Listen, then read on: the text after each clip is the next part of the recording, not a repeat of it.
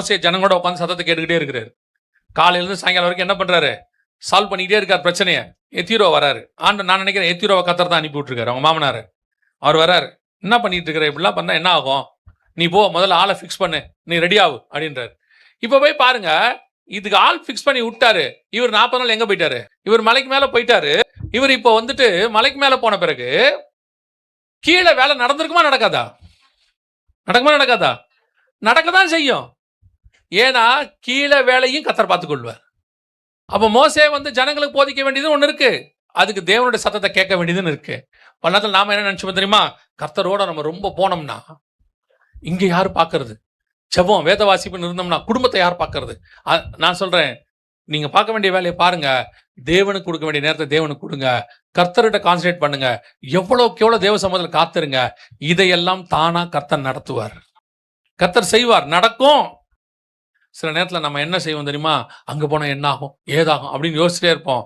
அது கர்த்தருடைய சத்தத்தை கேட்க விடாம தடுத்துக்கிட்டே இருக்கோம். நீங்கள் அந்த இடத்துக்கு போயிடுங்க, கர்த்தர் சத்தமும் கேட்கும், இதையும் கர்த்தர் நடத்த வல்லமை உள்ளவராய் இருக்கிறார். பல நேரங்களிலே நாம் தான் கர்த்தருடைய சத்தத்தை கேட்பதற்கு தடையாக இருக்கிறோம். பழியை தூக்கி போட்டுக்கிட்டே இருப்போம், வேலை வேலை வேலைங்க, வீட்டில் வேலை, அந்த வேலை, இதெல்லாம் கேட்க நல்லா இருக்கு. நீங்கள் முடிவு எடுங்க, உங்களுக்கு எல்லாத்தையும் அமைச்சு கொடுக்க கர்த்தர் போதுமானவராக இருப்பார்.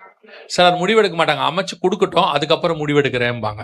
ஆண்டவர் சொல்வாரு, நீ முதல்ல கானானுக்கு போ, அப்புறம் தான் நான் ஈசாக்க கொடுப்பேன்பாரு. இவன் சொல்லுவான், நீ ஈசாக்க கொடுங்க அப்புறமா கானானுக்கு போறேன். அப்புறம் அடையாளத்தை வேற கேட்பான், ஆண்டவரே நீர் எனக்கு ஈசாக்கை கொடுப்பீரானால் நான் கானானுக்குள் போவேன். ஆண்டவர் சொல்லுவாரு, ஒரு நாளும் தர மாட்டேன், ஒரு நாளும் வராது, நீ மரியாதையே கானானுக்கு போ. ஆபிரகாம் ஏன் கர்த்தரோட தூக்கி வச்சு கொண்டாடுறாருன்னா, ஒரு அடையாளத்தை கேட்க மாட்டான், புறப்பட்டு போயிட்டே இருப்பான். போனா போவான், வானா வந்துடுவான், போயிடுவான். அதுதான் அந்த ஆசீர்வாதம். நீங்கள் கர்த்தருடைய சத்தத்தை கேட்கறவளை மாறணும்னா ஜஸ்ட் கொஞ்சம் ஆண்டவர் சமூகத்தில் போய் உட்காருங்க, அவர் என்ன சொல்றாருன்னு கேளுங்க, இம்பார்ட்டன்ஸ் கொடுங்க, இங்கே எல்லாம் தானாய் நடக்கும். கைவிடுகிற தேவனே அல்ல, அவர் நடத்துவார். அவருக்கு தெரியும் அண்ட சராசரத்தை நடத்துறாரு, ஒரு குடும்பத்தை நடத்த மாட்டாரா? 1000 நட்சத்திரம் கரெக்டா சுத்தி வந்துகிட்டு இருக்கு அது ட்ராக்ல.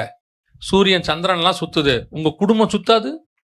இவர் என்னமோ அந்த 2 பிள்ளைய வளர்க்கறதா அப்படியே அலெக்சாண்டர் யுத்தத்துக்கு போற மாதிரி, அவர்கிட்ட வர 1000 அடையாளம் கிதியோன மாதிரி காக்குறது. பனி பெய்யணும், பனி பெய்யக்கூடாது, அந்த மாதிரி இந்த பிள்ளைகளை நடத்துவதுக்கு ஆண்டவர் இடத்துல அடைய. ஓப்பா, போய் தேவ சமூகத்துல உட்கார், ஆண்டவர் சத்தத்தை கேட்க ஆரம்பி, இதை ஆண்டவர் உனக்கு நடத்தி கொடுப்பார்.